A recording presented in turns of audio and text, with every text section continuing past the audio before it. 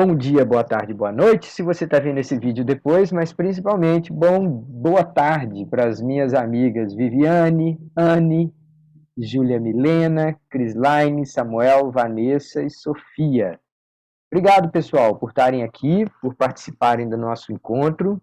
Eu sei que nessa correria que a gente vive, nem sempre a gente consegue, né, aquele sossego para sentar-se e assistir a aula. Muitas vezes a gente deixa para assistir depois. Mas é sempre bom ter gente aqui, né? Porque a gente interage, a gente fala, a gente se vê e de alguma forma vai aprender um pouquinho mais sobre a economia em geral e a economia brasileira em particular, tá bom? Pessoal, o nosso tema que a gente está tentando concluir é a parte de elasticidades. Esse é um tema muito importante na nossa disciplina, porque vocês, como pesquisadoras, né, do consumo, vocês vão, de alguma forma, se deparar muito com esse tipo de consideração. E aí, elasticidade, traduzindo assim em miúdos, é uma espécie de sensibilidade de determinados agentes a mudanças que podem vir de preços ou de outras coisas. Então fica meio abstrato falar isso, né? Então vamos ser mais práticos. O que acontece com o consumidor e com as quantidades que ele quer comprar de, sei lá, refrigerante, na hora que o preço do refrigerante sobe? Se o preço sobe um pouquinho e ele abandona o refrigerante de vez, então ele é muito sensível a preço. Se o preço sobe muito e ele não está nem aí e continua comprando a mesma quantidade, ele é muito insensível a preço. No primeiro caso, aquela demanda é elástica em relação ao preço. No segundo caso, ela é inelástica, né? No sentido de que a resposta é menos que proporcional ao impulso que causou aquela mudança. Só que a gente tem a elasticidade de preço da demanda e a gente tem a elasticidade de preço da oferta também. Aí a gente tem que pensar a lógica do vendedor, do ofertante. A lógica do vendedor e do ofertante funciona assim. Se o preço sobe, eu geralmente gosto, porque eu estou vendendo aquilo, eu estou com a sensação de que eu vou vender com uma margem de lucro maior. A questão é que muitas vezes o mercado lá está me dizendo que esse produto está muito valorizado. Só que eu não consigo, às vezes, entregar quantidades maiores. Então, assim, no Brasil, em alguns momentos, a gente teve crescimento muito rápido e aí as pessoas queriam comprar mais caminhão. E aí isso aconteceu, por exemplo, em 2010, no finalzinho do governo Lula.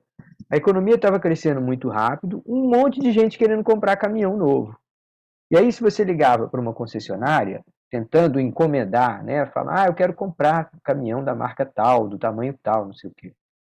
Frequentemente o vendedor falava assim, eu só tenho para te entregar daqui a 6 meses. Quer dizer, mesmo que o preço estivesse subindo, né, refletindo uma procura muito maior por aquele produto, as ofertantes, né, os vendedores não conseguiam entregar. Então, a elasticidade preço da oferta, ou seja, o quanto que as quantidades ofertadas aumentam na medida que o preço sobe, muitas vezes essa relação é fraca. Por quê? Porque o preço sobe, o vendedor está louco para vender mais, mas não consegue. Então, muitas vezes a elasticidade preço da oferta é baixa no curto prazo. Né? Não dá tempo de um vendedor preparar, demandar aquilo, fazer o pedido para a fábrica, receber e tal. Ele não consegue entregar muito rapidamente, tá? Tá. Além da elasticidade preço da oferta e da demanda, a gente falou de uma terceira elasticidade que é muito importante, que é a elasticidade renda. E aqui a gente está voltando a falar do consumidor. A elasticidade renda, a nossa discussão é assim, se o meu salário subir 10%, quanto por cento a mais de ingresso de cinema que eu vou comprar? Eu vou dobrar o número de vezes que eu vou no cinema? Ora, pense bem, dobrar é um crescimento de 100%. Se o meu salário sobe 10% e eu crescer em 100% a quantidade de ingressos de cinemas que eu compro, então a resposta em quantidade foi muito mais que proporcional à mudança de renda que eu experimentei. Então, nesse caso, a minha demanda por ingresso de cinema é dita elástica em relação à renda. Quando a renda sobe, a quantidade que eu busco é muito maior, tá? Nesse caso específico, a gente não está falando tanto da inclinação da curva de demanda, porque nós estamos falando da renda. A renda não está expressa no desenho da curva de demanda. A renda é aquilo que faz a curva de demanda saltar para a direita quando a gente tem, eventualmente, um crescimento, né? Mais salário, mais dinheiro circulando na economia. Aí a procura pela maioria dos bens e serviços tem aquela expansão, aquele deslocamento da curva de demanda para a direita, tá? Tá, então isso eu fiz assim só de boca mesmo aqui um resgate do que a gente tinha falado no nosso último encontro. Agora o que eu vou fazer é compartilhar com vocês a nossa tela. Nós vamos praticar alguns desses conceitos, tá, gente? O primeiro deles que nós vamos fazer aqui é um que eu disse para vocês para não se preocuparem tanto, que é aquela história de elasticidade preço cruzada, tá? Então esse eu vou mostrar aqui, mas mais uma vez, eu não vou colocar esse tipo de questão em lista de exercício, a gente não vai trabalhar muito com essa ferramentazinha aqui, mas só para ilustrar, tá? A elasticidade preço cruzada é quando o preço de um bem afeta a quantidade que eu compro de outro. Ah, tá, é quando existe uma relação entre dois bens, né? Assim, tipo substituto. Ou eu tomo vinho ou eu tomo cerveja. Ou eu como macarrão ou eu como pizza. Você não vai ver uma pessoa chegar no restaurante e falar assim, me vê uma macarronada e uma pizza. O garçom vai perguntar, vem cá, você está esperando quantas pessoas? Mas não é para mim mesmo, eu gosto de comer macarrão com pizza. Você fala, poxa, essa pessoa é doida, né? Não, não é normal, são produtos substitutos. Muito pouca gente compra essas coisas juntos. Na verdade, elas compram um ou outro. Então, pode acontecer uma relação do preço da pizza e a quantidade de macarrão. Se eu fizer uma promoção na pizza, reduzindo o preço, pode ser que eu venda muito menos macarrão. Eu fiz uma promoção na pizza, reduzi o preço de pizza, muita gente preferiu comprar pizza e desistiram de comprar macarrão. Então, isso é o que a gente chama de elasticidade preço cruzada. Ou seja, quando cruza do preço de um produto para a quantidade de outro. E essa ferramenta ela só é mesmo importante para quando a gente está estudando essas relações, né, de produtos substitutos, produtos complementares, né, aqueles que a gente sempre compra juntos e tal. Então, só para brincar aqui com essa ideia, mas como eu disse para vocês, não se preocupem tanto com esse exemplo, tá? Suponha que ali naquela entrada da Rural, alguns de vocês eu acho que nem conheceram a entradinha da Rural, já começaram no nosso curso no período de ensino remoto. Mas ali na entrada da Rural tem um monte de banquinhas assim, vendendo tapioca, vendendo salgados, vendendo sanduíche e tal. Então suponha que ali a gente tenha a venda de tapioca e a venda de coxinha, tá? Coxinha de galinha. Suponha que tapiocas e coxinhas de galinha sejam bens substitutos. É normal, né? Dificilmente a pessoa vai comprar um salgado e mais uma tapioca. Ela vai escolher um dos dois. Agora, suponha que haja uma inovação na produção de carne de galinha, ficou mais barato a carne de frango e, enfim, está mais fácil de produzir esse produto. Tá, vamos analisar essa questão aqui antes de ver as respostas aqui e identificar qual que está certa e que está errada. Como são dois mercados, eu vou desenhar aqui demanda e oferta para cada um deles, tá, gente? Vou colocar aqui, ó, preço e quantidade, desenhar o diagrama aqui com uma curva de oferta e uma curva de demanda, representando o mercado de coxinha, tá? Vou colocar aqui a letra C para lembrar. E aqui do lado eu vou fazer um outro diagrama, também preço e quantidade, oferta e demanda, só que aqui vai ser representando o mercado de tapioca, tá? Então vou colocar a letra T aqui em cima, para lembrar que essa oferta aqui, ó, essa curva de oferta aqui, é a oferta de tapioca. Essa outra aqui é a oferta de coxinha de galinha. E aqui eu vou pôr também uma curva de demanda. Então a gente está supondo, para começar a conversa, que os dois mercados têm lá um certo nível de equilíbrio. Vamos dizer aqui que a tapioca custe sei lá, R$2. Tá? Vamos dizer que seja R$2 aqui a tapioca. E aí, com esse preço, a gente vê que 100 tapiocas são vendidas ali na frente da Rural por dia, tá? Só números hipotéticos, obviamente, tá, gente? Eu não sei qual que é a quantidade que realmente é vendida. E aqui a coxinha. Eu acho que a coxinha deve ser um pouco mais cara, tá? Eu vou colocar aqui, chutar que a coxinha custe R$4, tá? Coxinha de catupiry e tal, então eu vou por R$4. E aí a gente tem aqui 200 coxinhas sendo compradas todos os dias, tá? Então a gente vai sempre partir de uma situação de equilíbrio. E agora a gente vai analisar o que acontece nesse mercado. Aqui está falando assim, ó, se houver uma inovação na produção de carne de galinha desfiada, então ficou mais fácil de produzir coxinha de galinha. Ora, a gente está falando das condições de produção. Então a gente vai mudar a curva de oferta. Essa mudança foi positiva ou foi negativa? Foi positiva. Então a gente vai deslocar a curva de oferta para a direita. Então olha o que acontece aqui, ó. Se houver um deslocamento na curva de oferta de coxinha de galinha de O0 para O1, por favor, não pensem que isso aqui é uma queda na oferta. Isso é uma expansão da oferta. É um deslocamento para a direita, tá? Não é um deslocamento para baixo, é um deslocamento para a direita. Tá? Então, se houve essa expansão na curva de oferta, ou seja, estava mais fácil produzir esse produto, ele acabou ficando mais barato. Vamos dizer que o preço dele caiu lá para R$3. Olha o que acontece, gente. Se o preço de um produto substituto ficou mais barato, o que vai acontecer aqui no mercado de tapioca?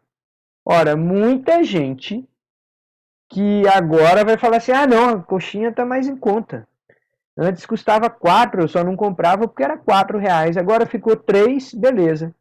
Então, se esses dois produtos são substitutos e um deles fica mais barato, a tendência é que as pessoas tendem a comprar menos do outro produto. Então a curva de demanda,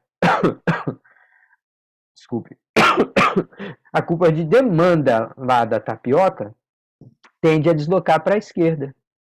Agora olha que coisa curiosa, olha. O preço da própria tapioca também, com o passar do tempo, tende a cair um pouquinho. Vamos dizer que ela foi aqui para R$1,80. Olha o que nós estamos vendo aqui, gente. Se dois produtos são substitutos, há uma inovação, né, uma mudança nas condições de produção de um deles, de modo que ele está chegando no mercado mais em conta. O resultado é que a gente deixa de comprar do outro e, com isso, o outro também tende a ficar mais barato. É como se os dois estivessem concorrendo. Um ficou mais barato, o outro ou tinha que reduzir o preço ou não vendia. Entendeu, pessoal? Então, olha só. Aqui a gente está vendo uma mensagem boa, uma mensagem de como os mercados deveriam funcionar a maior parte do tempo. Infelizmente, grande parte do tempo os mercados não funcionam assim. Aqui, o que aconteceu? Melhorou a condição de produção de coxinha de galinha, isso fez o preço cair. Ótimo. Só que na hora que o preço da coxinha estava mais barato, o pessoal da tapioca começou a vender menos. Aí eles falaram, eita, então vamos dar um jeito de fazer promoção também aqui, senão a gente vai perder mercado para quem compra coxinhas. Então, mercados substitutos também concorrem. Se um deles ficou mais barato, a gente acaba comprando menos do outro. A gente vai comprar mais daquele que ficou mais barato, tá? Então, analisando agora as questões assim, espera-se que o preço de equilíbrio da tapioca caia. Opa, já estamos aqui com a resposta certa. Mas vamos ver as outras, só para a gente comparar. A quantidade de coxinhas de galinhas negociadas no mercado seja reduzida. Não. Olha aqui, ó. Antes a gente estava nesse ponto A e agora a gente foi para esse ponto B. Significa que quando ficou mais em conta, mais e mais pessoas queriam comprar coxinha. Saiu de 200, vamos dizer aqui, para, sei lá, 250.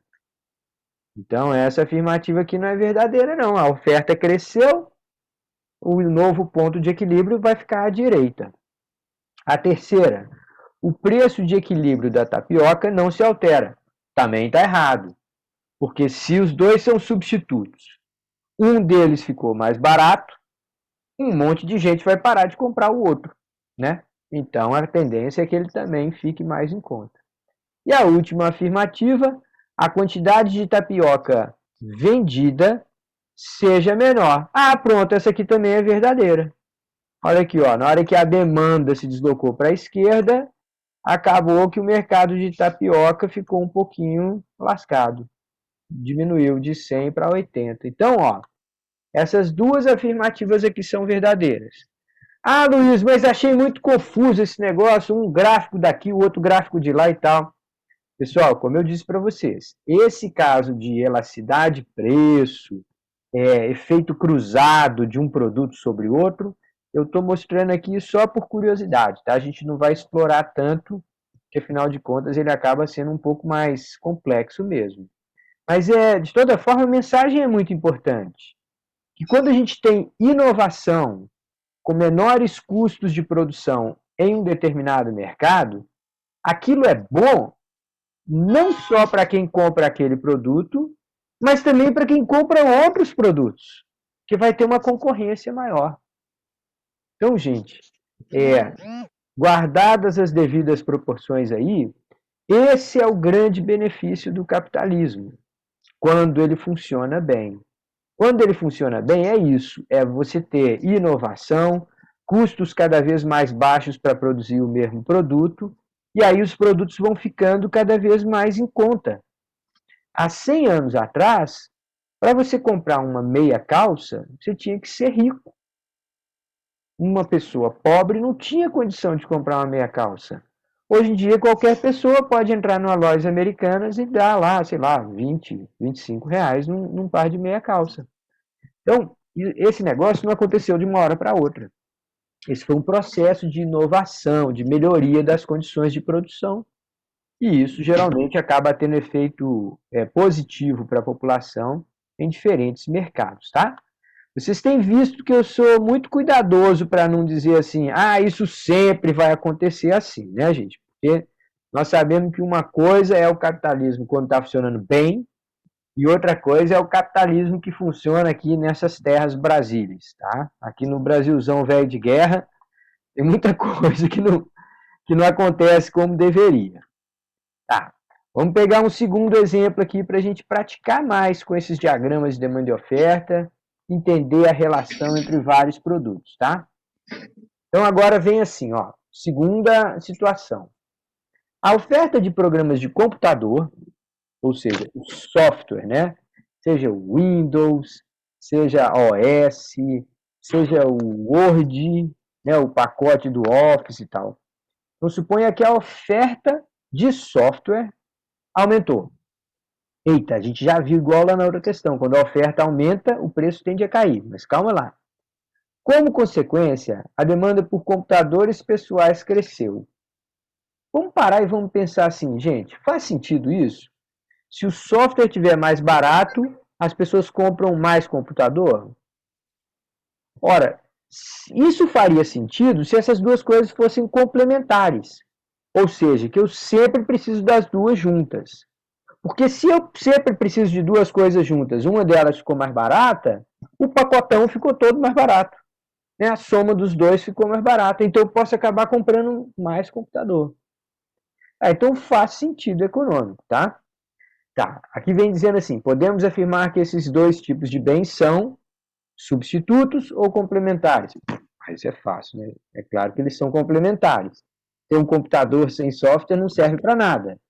Ter o CD-ROM ou o programa, assim, só as linhas do código, e não ter o computador para usar, também não serve para nada. A gente precisa das duas coisas. Podemos esperar ainda que os preços vão subir, preço de microprocessador e tudo mais. Bom, então vamos lá. Vamos explicar essa história aqui com base nos diagramas de demanda e oferta.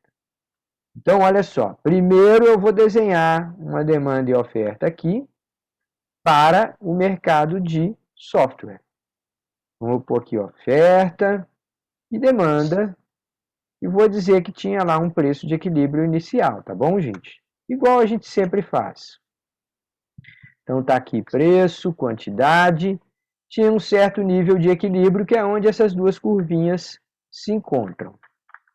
Aí, no nosso exemplo, houve uma expansão na oferta. Opa, então aqui, ó, já posso registrar aqui, ó, uma curva de oferta deslocada para a direita. Isso aqui não é uma curva de oferta para baixo. Isso é uma curva de oferta para a direita. É uma expansão da curva de oferta.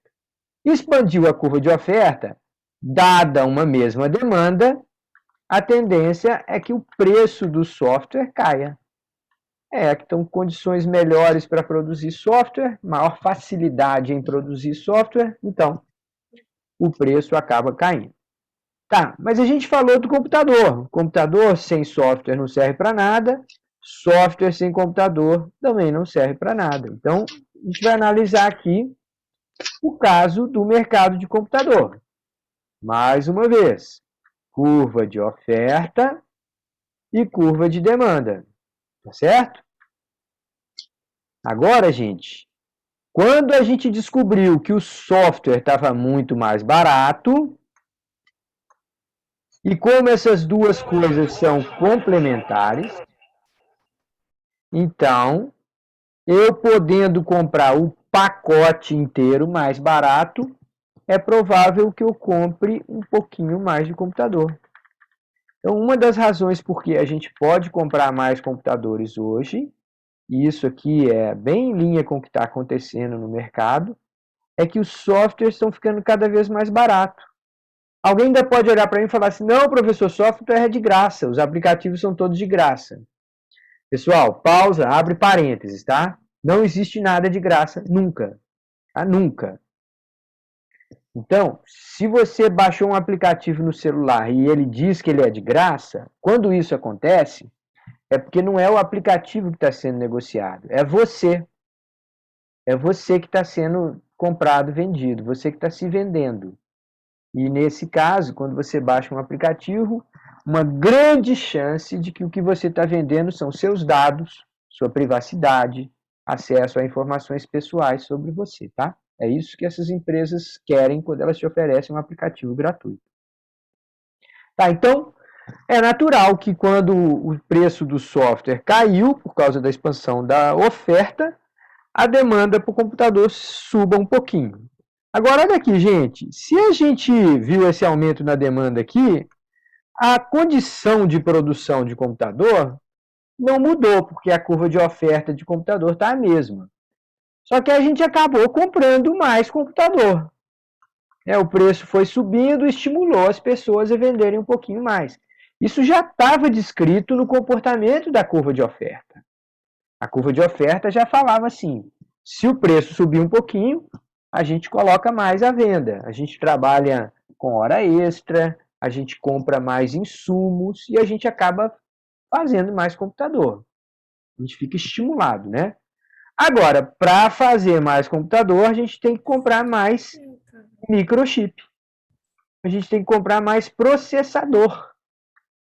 E isso que eu estou mostrando aqui, gente, é o que está acontecendo hoje no mundo inteiro, tá? É verdade que hoje o software está cada vez mais barato. É verdade que hoje a gente está comprando cada vez mais máquina de computador, né? Mais computadores.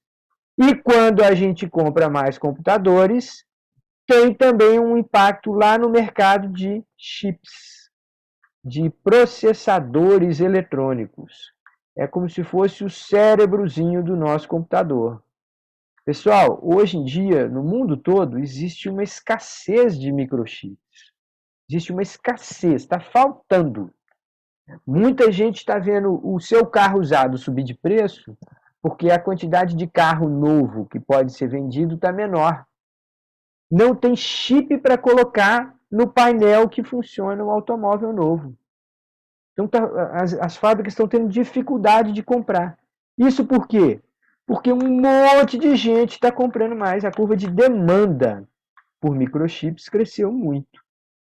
Então, essa historinha de livro-texto que eu estou contando aqui para vocês não é bem historinha de livro-texto. É descrevendo tendências do que acontece hoje no mercado de tecnologia. Ó, vou resgatar para vocês aqui, ó. Curva de oferta de software deslocando para a direita. Cada vez a gente tem maior facilidade em desenvolver novos aplicativos, novos programas de computador. Então, o software está ficando cada vez mais barato. Mas se eu sempre preciso do software operando junto com o computador, né, com a máquina, né, não dá para usar só o software sozinho, não dá para usar só a máquina sozinha, tem que juntar os dois. Se eu estou com mais barato o software, eu vou tentar comprar mais computador, porque o pacotão todo ficou um pouco mais barato. Mas se eu compro mais computador, né, mais PC, que eles falam personal computer, se eu compro mais PC, para isso eu tenho que acabar produzindo mais chips. Então tem uma demanda maior por microchips e componentes eletrônicos. Então, pessoal, o que nós estamos vendo aqui? É uma mensagem que eu já tinha falado para vocês uma vez. Os mercados, eles estão interligados. Se um Zé Pera qualquer lá, ministro de não sei da onde, resolve falar assim, vamos colocar aqui um teto e vamos proibir subir o preço de tal coisa. Não pode subir o preço do feijão mais. Não pode subir mais o preço do couro. Ah, não, agora o preço do couro está tabelado.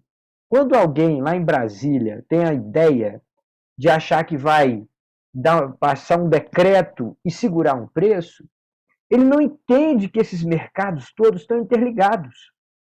Então, quando você mexe com um mercado, você acaba impactando um monte de outros mercados. Essa mensagem que eu estou passando para vocês é uma mensagem que os economistas às vezes têm dificuldade em aprender.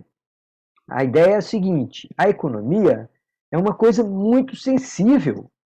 Se você enfiar sua mão e achar que de uma maneira voluntária vai decidir quanto que tem que ser o preço da gasolina, ou quanto que tem que ser o preço da geladeira, ou quanto que pode cobrar pelo preço do automóvel, vai ter um monte de repercussão esse tipo de medida. E lá na frente você vai ver faltar produto, ou você vai ver a empresa quebrar. Toda vez que a gente intervém nos mercados, com essa mão pesada do Estado, por mais boa intenção que tenha, é que ele faz uma lambança, ele faz uma bagunça. Se vocês tiverem dúvida do que eu estou falando para vocês, peguem as notícias para ler um pouquinho sobre o que acontece na Venezuela. Ou nem precisa ir tão longe. A Argentina parece que está testando as mesmas fórmulas da Venezuela. Chega lá, coloca preço limite para carne bovina.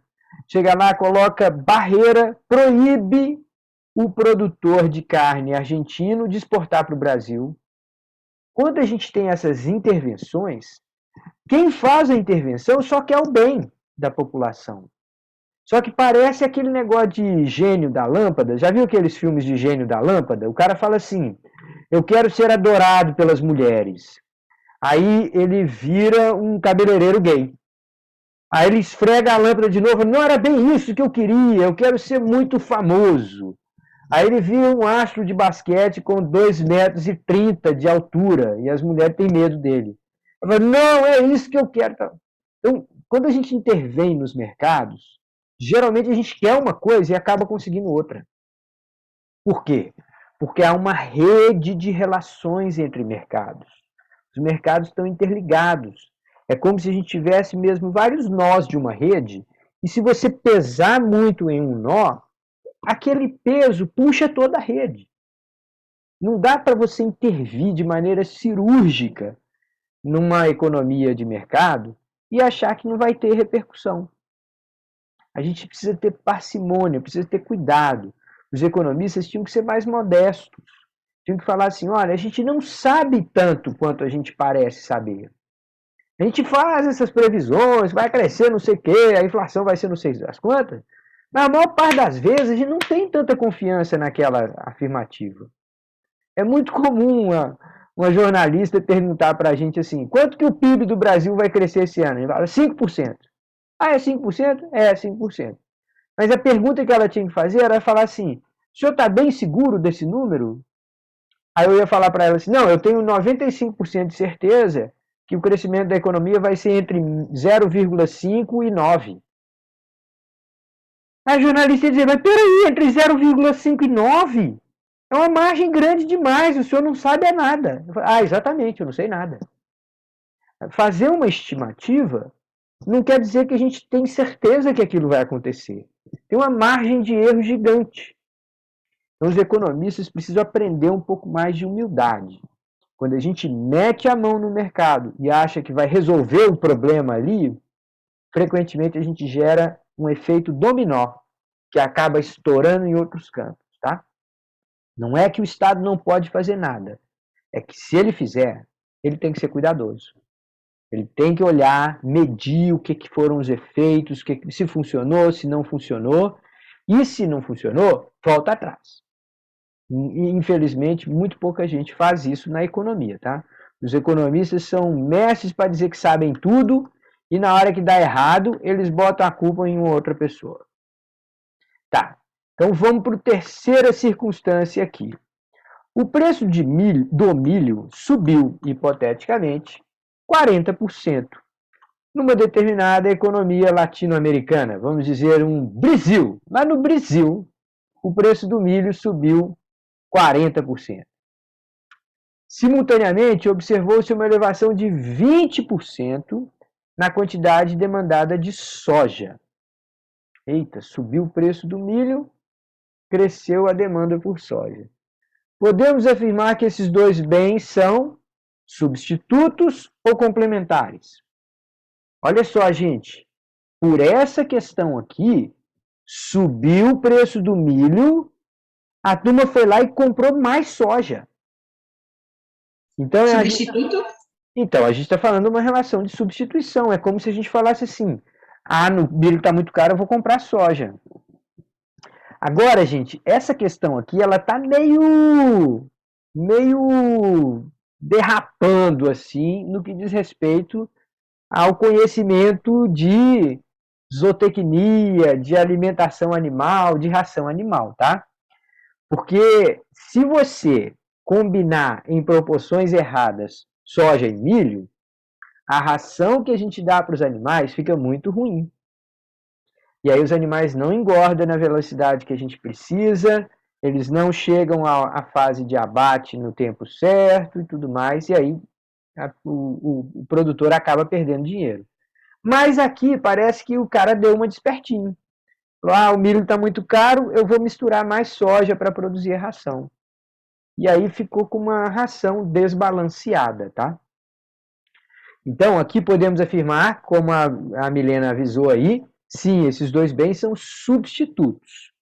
Agora, só para a gente ver aquela tal de elasticidade preço cruzada, que eu disse para vocês para não se preocuparem, que a gente não vai calcular em exercícios valendo nota, tá?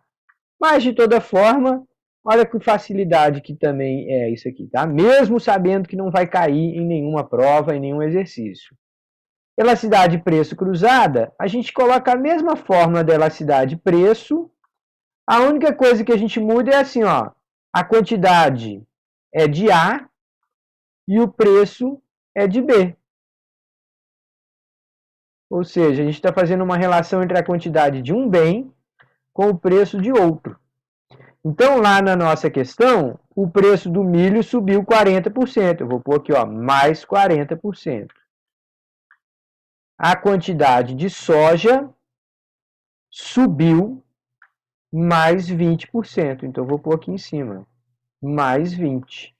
Se eu calcular mais 20 sobre mais 40, vai dar a mesma coisa que 2 sobre 4, mesma coisa que 0,5, tá? Meio.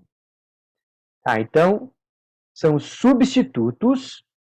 Essa elasticidade é inelástica, né? Porque é menor do que 1. E o valor é meio. Então, a resposta seria a segunda letra B aqui. Olha só, escrevi B duas vezes. O que seria a letra C. Substitutos, inelástica. Por que inelástica? Porque a resposta em quantidade foi menor do que a mudança em preços. E o coeficiente que a gente calculou foi 0,5, tá? Mais uma vez, pessoal, esse aqui é um exemplo que serve para a gente entender essa lógica da economia, mas que ninguém precisa ter medo que a gente não vai aplicar isso em exercícios valendo ponto, certo? Até aqui tudo bem, pessoal? Eu acho que foi a Milena que comentou comigo no nosso último encontro, falou assim, professor, eu estou entendendo, mas eu queria praticar mais. Aí eu falei, pode ficar tranquila, que a gente já vai começar praticando. A gente não vai dar matéria nova sem praticar bastante esses conceitos e principalmente sem entender para que ele serve, tá?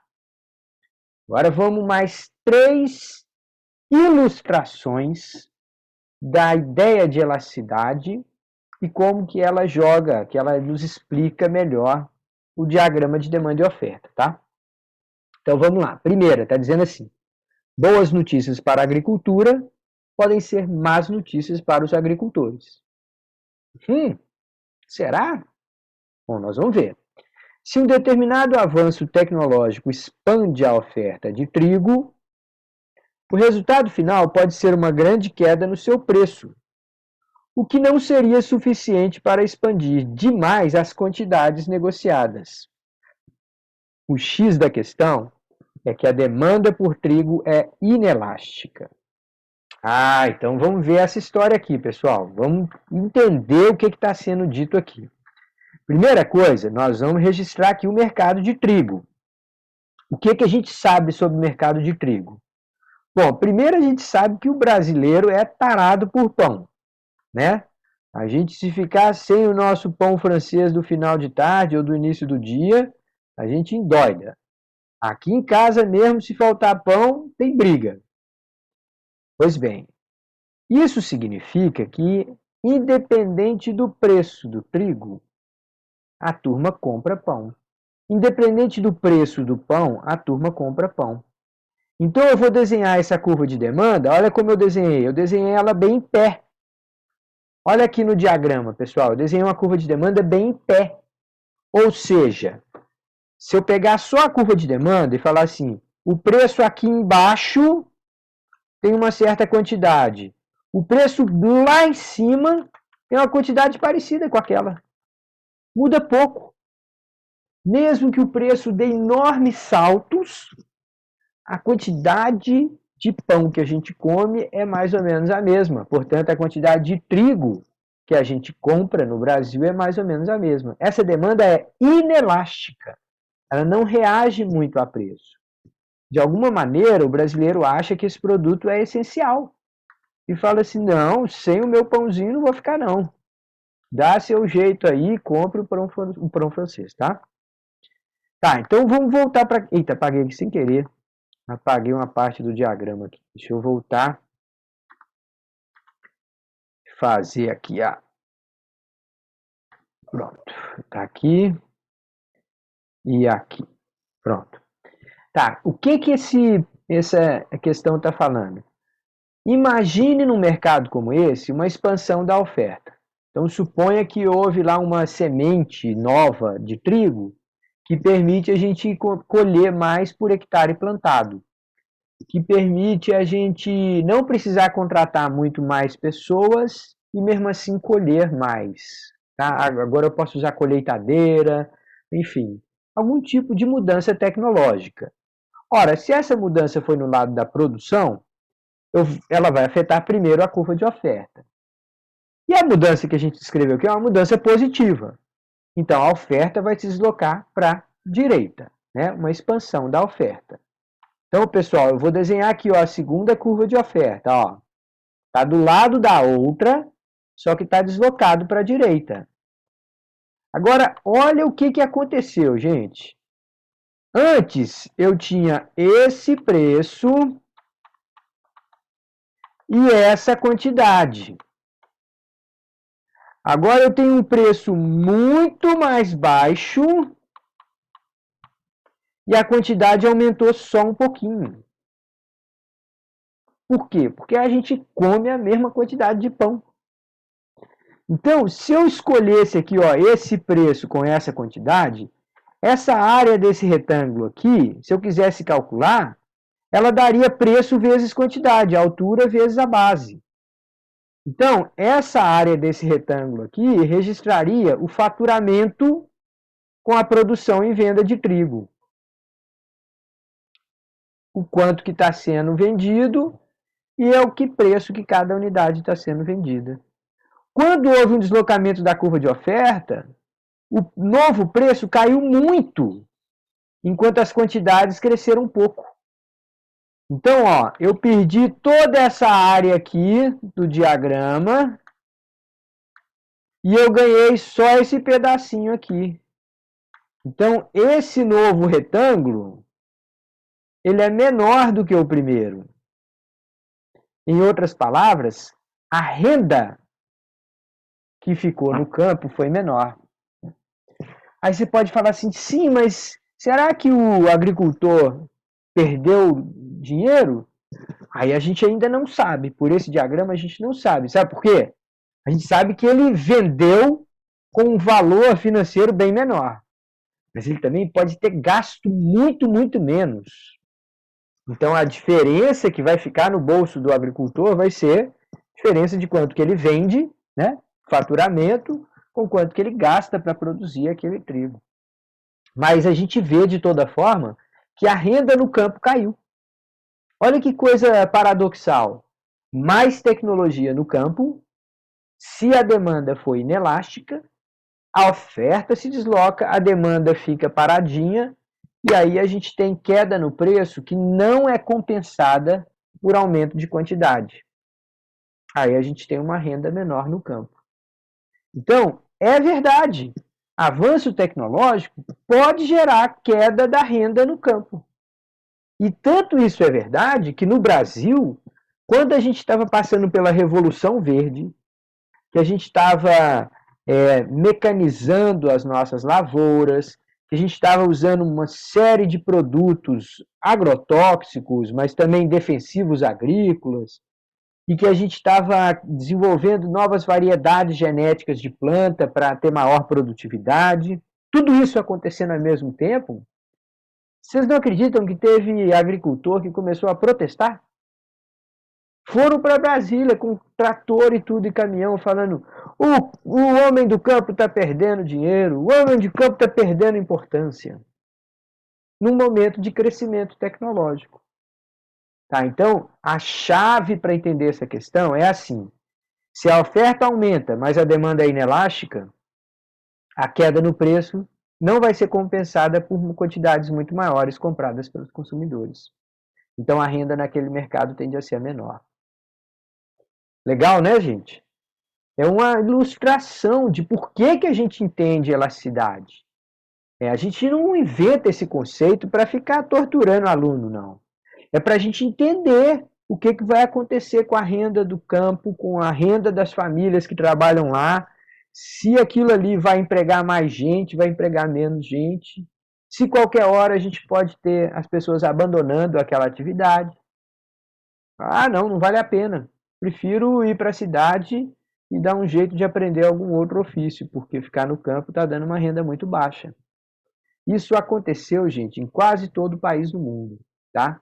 Há 60 anos atrás, a população do Brasil que vivia no campo era metade da população ou mais. Hoje, a gente tem perto de 10% da população vivendo no campo. A grande maioria da população num país como o Brasil vai todo mundo para as cidades. Então, o avanço tecnológico foi mobilizando essas pessoas, precisando de menos mão de obra, e essas pessoas foram migrando para as cidades, muitas vezes em condições terríveis, né? A gente estudar a história do século XX no Brasil é estudar a história da favelização. Quando a gente conversa aqui em Recife com pessoas mais idosas, elas falam assim: essa cidade hoje é uma porcaria, é tudo horrível, sujo e mal cuidado. Antigamente, o centro do Recife era limpo, era lindo, as pessoas andavam de terno na rua, gravata, paletó, as mulheres de vestido, era um lugar chique, bonito e tal. Hoje é essa tranheira aí, tudo mal cuidado, sujo, caindo aos pedaços. Por quê? Uma explicação disso é avanço tecnológico no campo, diminuindo a renda no campo desempregando no campo e mandando contingentes enormes de pessoas para cidades sem ter alternativas, sem ter políticas para falar, nós vamos ter escola técnica, nós vamos ensinar essas pessoas a trabalhar em outros setores, nós vamos absorver essa mão de obra em outras atividades. Não, nós nunca fizemos isso. Fomos deixando essas pessoas irem para os subúrbios, cada vez mais para lugares mais pobres, mais precários, e hoje nós temos aí essa situação bizarra de 40 milhões de pessoas vivendo em condições muito, muito, muito difíceis. Legal, né? Então, discussão de elasticidade, gente, não é uma discussão à toa, é uma discussão importante para a gente entender não só o funcionamento dos mercados, mas entender a história desse nosso país, que não é nada fácil. Vamos para a segunda circunstância aqui. Por que a OPEP não conseguiu manter elevado o preço do petróleo de 1973 em diante? Opa, pausa lá. Vamos contar uma historinha, pessoal. Vamos entender mais ou menos o que aconteceu em 1973, o chamado choque do petróleo. Levanta a mãozinha aí ou dá um joinha para mim, por favor. Quem que já ouviu falar nessa expressão? O choque do petróleo nos anos 70. Já ouviu, né? Milena, Luan, eu acho que todo mundo já ouviu um pouco falar disso, até lá no segundo grau devem ter comentado. Mas enfim, vamos entender exatamente o que aconteceu, tá, gente?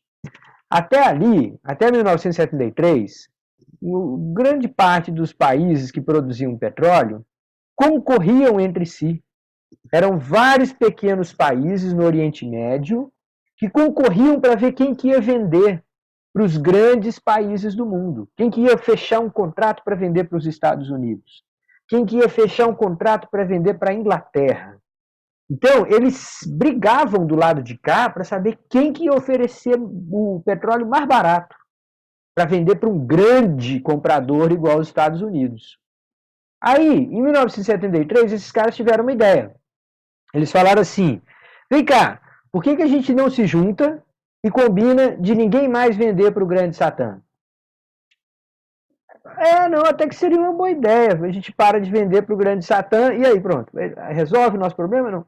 Calma, se a gente parar de vender para os Estados Unidos, a gente vende para outros, e aí outras pessoas vão vender para os Estados Unidos. Então esse negócio de fazer embargo contra os Estados Unidos não adianta nada. Mas essa ideia da gente se juntar é boa. E se a gente... Desculpem. E se a gente simplesmente combinar de todo mundo produzir menos? Todo mundo produz menos, todo mundo corta a sua produção pela metade. O petróleo vai ficar escasso, vai ficar raro. Vai ter muito menos petróleo para ser negociado por todo mundo. Com isso, o preço vai explodir. Desculpa, gente. Beber uma aguinha aqui. Tá, se a gente combinar de todo mundo produzir metade do que produzia, de uma hora para outra, esse negócio vai ficar em falta. E aí o preço vai explodir lá para cima, porque quem tem um carro movido a gasolina nos anos 70, não tem opção. Ele não pode rodar o carro no álcool, porque o álcool ainda não existe. Ele não pode comprar um carro elétrico, porque o carro elétrico ainda não existe. Só tem transporte movido a petróleo. Ou pelo menos a grande maioria. Tá, então, foi exatamente o que aconteceu. Gente, o que eu estou contando para vocês é a criação de um cartel. Um cartel é um arranjo em que os produtores e vendedores num determinado mercado resolvem agir juntos contra o consumidor. Agora, um cartel, para funcionar, você tem que chamar cada um e falar assim, é o seguinte, eu vou reduzir a minha produção pela metade, mas se você não reduzir, der uma de espertinho, continuar produzindo muito, todo mundo reduziu a quantidade, só você que não, o preço sobe e você ficar mais rico que todo mundo, se você divergir do acordo que a gente está fazendo aqui, a gente explode o seu castelo e a gente mata toda a sua família. A gente mata seu pai, sua mãe, seu filho, todo, primo, tio, todo mundo, todo mundo. É só assim que funciona um cartel, gente. Um cartel só funciona se você tiver uma ameaça real para quem tentar divergir, para quem tentar fugir do esquema. E isso acontece, por exemplo, nos postos de gasolina ainda em boa parte do Brasil. Lá em Brasília, tinha um posto de gasolina na região bem central da cidade, perto da esplanada dos ministérios, ali daquele lugar rico. E aí o posto resolveu falar assim, eu vou colocar a gasolina com 20% mais barata e vou vender picolé, refrigerante, saco de carvão, tudo aqui no meu posto. Colocando a gasolina muito mais barata, eu tenho prejuízo na gasolina. Mas vai vir tanta gente para cá que eu vou vender um monte de outras coisas e eu vou me dar bem. Aí a turma dos outros postos de gasolina foram lá e falaram pro cara assim, olha, se você fizer assim, você quebra todo mundo, rapaz. Não joga contra a gente, não. Aí ele falou assim, ah, meu amigo, isso aqui é uma economia de mercado, é cada um por si, Deus por todos. Aí a turma falou assim, ah, é? Tá bom. Aí foi lá, por coincidência, teve um assalto. No dia seguinte teve um assalto no posto. Aí ele falou, ah, não tenho medo não, vou continuar fazendo isso. Aí teve um atentado. As pessoas vão lá e explodem uma bomba no posto. Por quê? Porque para posto de gasolina, em vários lugares do Brasil, você tem um cartel. É um acordo de que ninguém vai concorrer com o outro. Vai todo mundo vender mais ou menos na mesma faixa. E se alguém inventar de colocar o preço baixo demais, a gente vai lá, explode o posto dele, a gente ameaça, a gente tenta matar o dono. Esse cara lá em Brasília, ele sofreu 3 atentados, 3 tentativas de assassinato. Aí ele desistiu, vendeu o posto de gasolina e falou, não, no cartel não vale a pena. Tá, então, a OPEP, ela tentou mesmo manter o preço muito elevado, e ela conseguiu por algum tempo. Tá, então vamos para o diagrama de demanda e oferta e vamos registrar isso aqui, tá? Pessoal, olha só, vou colocar aqui o mercado de petróleo, que é semelhante também ao mercado de gasolina, tá? Mas vou colocar petróleo mesmo, preço e quantidade. Aí eu vou colocar a curva de oferta e a curva de demanda. Aí você vai me perguntar assim, peraí, Luiz, por que você colocou a curva de oferta tão em pé e a curva de demanda também tão em pé? Por que as duas estão inelásticas nesse caso? Ora, vamos pensar junto? A demanda em pé, ela é inelástica por quê? Porque eu preciso de gasolina, eu preciso de petróleo, custe o que custar. Eu não tenho alternativa. Se o preço subir, eu tenho que comprar mais ou menos a mesma quantidade. Então a demanda é bem em pé. E a oferta? Gente, a oferta de petróleo, ela também é mais ou menos em pé. Existe aqui e ali alguns grandes países que têm estoques reguladores. Mas você não consegue mudar, num determinado país, a produção de 200 mil barris por dia para 400 mil barris por dia. Para fazer uma mudança como essa, você tem que criar novos poços, comprar novas plataformas. É um trabalho desgraçado. Não dá para fazer de uma hora para outra. Tá, então, o que esse pessoal fez? Olha aqui, ó, gente, a curva de oferta e a curva de demanda bem inclinadinha. Esse pessoal do cartel fez isso aqui, ó. Deslocou a curva de oferta para a esquerda. De O0 para O1. Quando eles fizeram isso, gente, deslocou essa curva de oferta para a esquerda aqui, o equilíbrio antes era aqui, ó. Ele passou para cá, para cima. Deixa eu dar uma noção para vocês do que isso representou, tá? Antes do choque do petróleo, antes da criação desse cartel, o barril de petróleo era negociado nos preços da época a algo em torno de 4 dólares o barril. Parece barato, mas é porque era outra moeda, outros tempos, tá? Era mais ou menos 4 dólares o barril. Depois que eles fizeram a criação dessa OPEP, o preço do barril de petróleo saltou para 23. Agora, se isso ainda não caiu a ficha para você, pense da seguinte forma assim, ó. Suponha que hoje você gasta para encher o tanque R$ 200, R$ 230. É o quanto se gasta para encher um tanque de gasolina hoje. Imagine que daqui a um mês o custo para encher um tanque de gasolina passe para R$ 1.000. Já pensou você caindo para trás falando assim, o que é isso? Encher um tanque custa R$ 1.000, um salário mínimo para encher o tanque? Foi isso que aconteceu em 1973. Foi um choque dessa proporção. O mundo entrou em pânico. Em vários lugares teve racionamento, em vários lugares o governo teve que intervir para tentar segurar o preço. Começou a colocar assim, cada um só tem direito a comprar 10 litros de gasolina por semana. E com isso, gente, sem poder transportar as mercadorias, sem poder fazer movimentar a economia, levando os bens de um lado para outro, tudo ficou mais caro.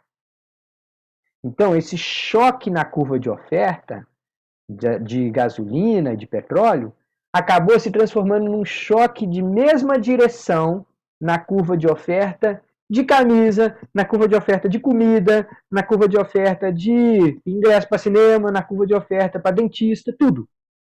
Tudo ficou muito mais caro, muito, muito mais caro, e com menores quantidades negociadas. Esse período ficou conhecido como estagflação. É a mistura das palavras de estagnação econômica, ou seja, a economia está parada, com inflação. Os preços ficam cada vez mais caros e a gente compra cada vez menos.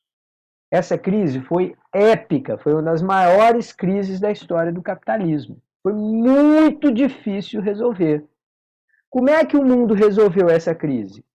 Ora, por um lado, a gente teve perfuração de muitos poços de petróleo em diversos outros lugares do planeta.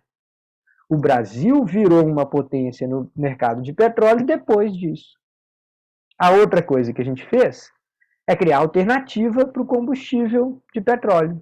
A gente criou aqui no Brasil o álcool, em outros países tem álcool proveniente de milho, tem o etanol nosso, tem o metanol americano, tem outros tipos de combustível. Então, com o passar dos anos, das décadas, a gente corrigiu esse problema, fazendo com que a curva de oferta seja mais deitada e que a curva de demanda ficasse mais deitada. Ou seja, para resolver aquele problema, décadas depois, a gente só conseguiu fazer quando a demanda já não era tão inelástica e quando a oferta já não era tão inelástica. Então demorou muito tempo para a gente superar isso. No Brasil, a gente teve o colapso do regime militar, a inflação pulando para 450% ao ano, a nossa moeda valendo cada vez menos, as pessoas empobrecendo. O Brasil empobreceu drasticamente no final dos anos 70 e ao longo dos anos 80. Então, se você vê foto assim da sua avó, da casa da sua avó, aí você vê uma casa bonita, com quadros na parede e tal, aí hoje você vai ver a casa lá da sua avó, uma casa lascadinha, vivendo num lugar pequenininho, numa casinha menor, num bairro mais pobre, foi isso que aconteceu. Um monte de famílias, o Brasil empobreceu. O Brasil não era tão pobre no meio dos anos 70, como ele ficou no final dos anos 80. Muita inflação, muita recessão, e aí a gente andou para trás. Muita miséria, muita pobreza, muita favela, tá? Mais uma vez, o que eu estou mostrando para vocês é que elasticidade não é uma conversa fiada. É uma coisa importante para a gente entender fatos históricos que explicam as questões que a gente vive hoje. Agora, para terminar, porque eu falei com vocês que eu ia terminar essa aula 17h30, Mas tem um último exemplo aqui que eu acho muito interessante, que a gente precisa falar dele também, tá, gente? Tráfico de drogas. Vamos lá, o Brasil é um país que tem um sério problema de tráfico de drogas. Não só a gente tem muitos usuários de drogas aqui, mas a gente tem muitos traficantes que levam essa droga para outros países. O Brasil é um lugar não só de produção, mas principalmente de revenda de cocaína, de crack, de maconha. Esse é um problema sério. É muito fácil a gente lembrar que a demanda por drogas é inelástica, né, gente? Por que, que a demanda por drogas é inelástica? Quem que me ajuda aí? Quem é viciado vai fazer de tudo para ter aquilo. Justamente, o preço que for vai ter que pagar. A pessoa, infelizmente, é capaz de agredir os outros, é capaz de matar, é capaz de roubar, porque se não fizer, ela tem a sensação que vai morrer. Das coisas Para mais... eles é a questão da necessidade, né? Pois é. As coisas mais tristes que você pode ver na sua vida é alguém passando por uma crise de abstinência, tá, gente? Eu acho que todos nós temos um parente, temos um amigo e a gente sabe dessas histórias. São terríveis. Quando a pessoa tenta largar uma droga viciante como crack. Crack é uma praga nas nossas cidades, no Brasil inteiro. Tá, tudo bem. Então a gente sabe que a curva de demanda é dessa aqui. Ah, e como é a curva de oferta? Não interessa. Não vamos entrar muito em méritos aqui de como que é a curva de oferta, não. Não vou desenhar ela nem muito em pé, nem muito deitada. Vou desenhar ela aqui no meio do caminho mesmo. Mas o que eu quero mostrar para vocês é o seguinte. Como que o Brasil lida com esse problema hoje? Ora, dá para você pensar assim. Ele podia tentar dissuadir as pessoas de começarem a usar droga, né? Fazer campanhas, colocar o Neymar para, em vez de ficar falando bobagem, ficar falando na televisão para as pessoas não experimentarem droga, pegar gente que artista de cinema, da música, para falar sobre o problema que as drogas representam e tal. Mas não, a gente não faz muito isso, tá? Qual que é a nossa alternativa? Perdão da palavreado, tá, gente? Desculpe aqui. Porrada. A nossa política antidrogas é violência, é guerra contra o tráfico, policiais muito violentos e muitas vezes transformando o ambiente onde o tráfico se instala em verdadeiras zonas de guerra, em que as pessoas são traumatizadas por tiroteios, reconhecem barulho de bala, reconhecem a sensação de que pode morrer a qualquer momento em várias das suas memórias, das suas lembranças. São pessoas traumatizadas assim. Mas essa é a nossa política. Agora, eu quero que vocês olhem para esse diagrama de demanda e oferta que está na frente de vocês e me diga assim, como que eu registro aí quando a polícia resolve mandar bomba no tráfico? Ora, o tráfico é quem vende, é curva de oferta. Se eu estou usando da violência policial para tentar resolver esse problema, eu estou tentando fazer a curva de oferta se deslocar para a esquerda ou para a direita.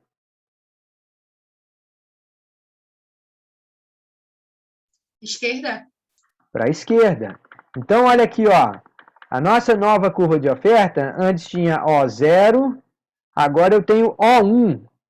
Agora, o que acontece se eu combater o tráfico? Olha o que acontece com o preço da droga. O preço da droga sobe. O traficante fica mais rico. Alguém pode falar assim, não, mas eles também matam muito traficante. Assim, é verdade, mas o que não morrer fica mais rico. E o que acontece com a quantidade de droga em circulação? Quase não cai. Então, se você vai combater um problema como esse, em que você sabe que a curva de demanda é obviamente inelástica, porrada não resolve.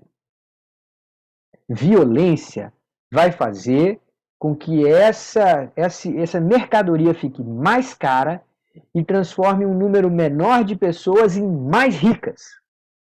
Alguém ainda pode argumentar assim, sim, professor, mas você aumenta o risco do negócio. Assim, pois é, gente, quem é traficante de drogas não é uma pessoa que tem muito problema com risco. Ele não liga muito para risco. Senão ele não era traficante de drogas. Ele é um cara que acorda de manhã e fala assim, não me mataram essa noite, estou vivendo mais um dia, vamos embora. Porque é assim que funciona um traficante de droga, ele pode morrer a qualquer momento. Ele é odiado pelos seus próprios comandados, e tem alguém querendo tomar o ponto dele, e tem alguém querendo tomar. Tá, então, vamos lá. Vamos ser cuidadosos aqui para eu não falar bobagem. Os economistas não têm todas as respostas. Combater um problema como esse envolve sociólogos, políticos, advogados, especialistas em violência urbana, envolve um monte de gente, tá? Mas se você perguntar para um economista, o que ele tem que falar é o seguinte: combater só a oferta não adianta. Combater só a oferta não vai dar resultado nenhum. Você vai aumentar a riqueza desse comércio e você não vai ter impacto nas quantidades. Por quê? Porque a demanda é inelástica. Aí, só para contrastar e para terminar a minha aula aqui, gente, olha aqui, ó. O que acontece se você fizer campanha? O que acontece se você convencer crianças a nunca experimentarem? Nunca acharem que um baseadinho só não tem nada demais e tal. Se você fizer isso, olha aqui, ó. Você vai alterar não a curva de oferta, mas a curva de demanda. E aí, você vai ter isso aqui, ó. Quando a curva de demanda se desloca para a esquerda, aí você tem preços mais baixos. Olha aqui, ó, o equilíbrio agora é um pouquinho mais baixo e quantidades menores. Para um economista, é assim que você enfrenta o problema das drogas no país. Não é armando a população, não é botando policiais cada vez mais truculentos na rua, não é fazendo a vida das pessoas que não escolheram viver na favela, não é fazendo a vida dessas pessoas um inferno. E o que eu estou falando para vocês é economia. Mais uma vez, eu tenho toda a resposta? É a economia que vai mandar a solução? Não. Mas se alguém estiver procurando solução para esse problema e não levar em questão o lado econômico, não vai resolver. Não vai resolver. A gente precisa reconhecer que a demanda por drogas é inelástica. Combater a oferta faz o preço subir mais do que a quantidade cair. E o traficante fica rico. Legal, né, pessoal? Assim, claro, é um assunto pesado, mas é um baita do conhecimento, não é? O meu objetivo com essa aula hoje, gente, foi mostrar para vocês que economia não faz menor sentido se a gente não aplicar para a realidade do Brasil. Nessa aula de hoje eu contei para vocês como que o Brasil empobreceu nos anos 70. Eu contei para vocês como que o maior cartel que já se teve notícia na história do planeta se formou e explorou o mercado de petróleo, provocando o choque de petróleo. Eu expliquei para vocês por que tanta gente saiu do campo e veio morar nas cidades no Brasil, muitas vezes vivendo em condições desumanas.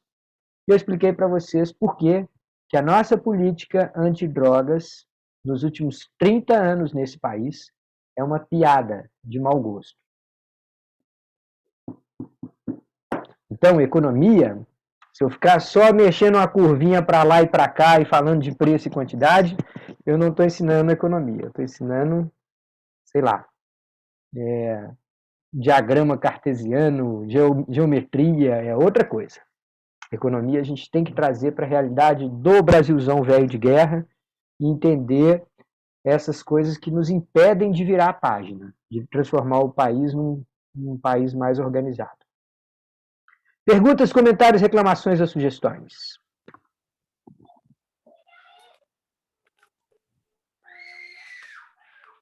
Não, professor, só elogio. Foi uma aula multidisciplinar aí. Ah, legal. História do Brasil. Pegamos tudo. A economia aliada a tudo. Interessante mesmo. Muito bom. Obrigado, Anne. É claro que eu vou, terminando essa aula, eu vou carregar para o YouTube e compartilhar com todo mundo naquele formato que não é público. Não listado. Está no YouTube, mas está não listado. Só quem tiver o link, ou seja, quem for aluno da Rural, que acaba encontrando lá no YouTube, tá bom? Muito bem, pessoal. Como eu disse para vocês, hoje a aula tem que terminar um pouquinho mais cedo, mas não se aperreie não, que logo logo eu posto um vídeo para vocês e aí a gente vai continuar discutindo questões bem interessantes, tá certo? Para todo mundo que